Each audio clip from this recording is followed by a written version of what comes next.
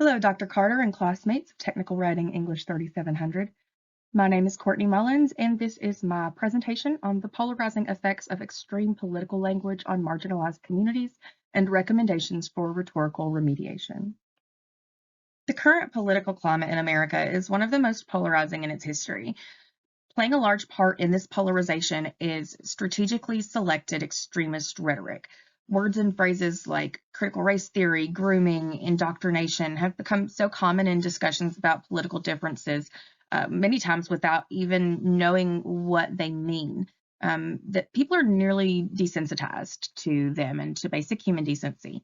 The theory dissected in this report holds that this harmful political rhetoric contributes in part to the disengagement of minorities in the democratic process.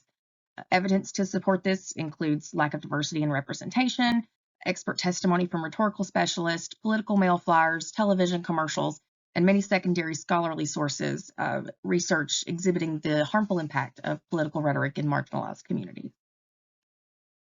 The most current population statistics at this time estimate the U.S. population to be about 331,893,745 people. Of these, 50.5% are women, 18.9% are Hispanic or Latinx, 13.6% are Black, and 7.1% are LGBTQIA+. America has a reputation for being a melting pot, and these numbers definitely support that. In contrast with the ever-increasing diversity of the country, its representation of the people is lacking. This graph depicts the percentage of the current 118th Congress who identify as Black, Indigenous, or people of color, as women, and as LGBTQIA+. So as we see here, lawmakers identifying as Black, Hispanic, Asian American, American Indian, Alaska Native, or multiracial, which we call BIPOC, Black, Indigenous, people of color, together make up 28% of the House of Representatives and 12% of the Senate. Women are 29% of the House and 25% of the Senate, and lawmakers who identify as LGBTQIA+ make up only 2% of Congress between the two branches.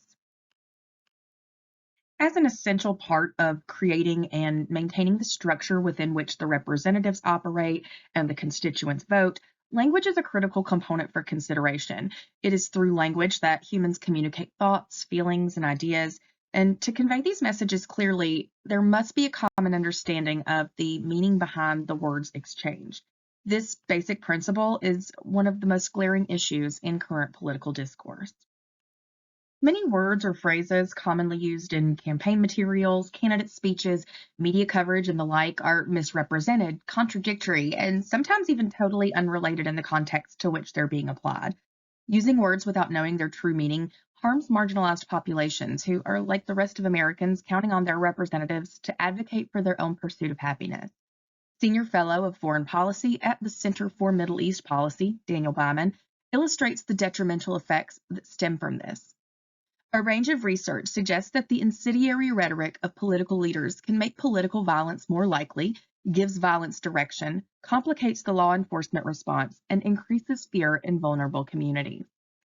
The hypervisibility of government leaders in the high-speed information age disperses their words to more people more quickly than has ever been possible, and the ever-widening gap of social division, complete with the political violence and fear in vulnerable communities that Lyman points out, is primary evidence. This political mailer from Virginia Fox's 2022 re-election campaign uses persuasive rhetorical strategies and signal phrases to alert their audience. Several words are noticeable immediately as they're highlighted in bold text. Among these are indoctrination, critical race theory, identity politics, and racial ideologies. The defensive tone and vague accusations convey passion and heroism, leading the charge and weaken defeat, evoke the images of a battlefield, and dramatize the platform. The word indoctrination is used 3 times, and the focus on critical race theory as discriminatory and divisive insinuates a monumental threat to public education. Not only do these strategic rhetorical choices reach their intended audience and appeal to their common interests with the candidate or party, but they perpetuate false doctrine and harmful stereotypes. Critical race theory, which is simply the scientific study of racism as researched by scholars since the 70s, has become one of the most controversial and misused topics in political conversation. But the linguistic evidence of harm to people of color goes much further. Louisiana Senator John Kennedy, in a campaign video, juxtaposed the crackhead stereotype with violent crime opposite law enforcement, which insinuates that race is not a factor in police violence, but is inherently a factor in violent crime. Sexist rhetoric is also abundant. Hillary Clinton faced an onslaught of sexism as the first female presidential candidate. Representative Alexandria Ocasio-Cortez fired back at a male colleague who called her crazy and a fucking bitch. Kamala Harris, at the vice presidential debate, was called aggressive, abrasive, and likened to the angry black woman trope for refusing to let her opponent speak over her while she was still talking.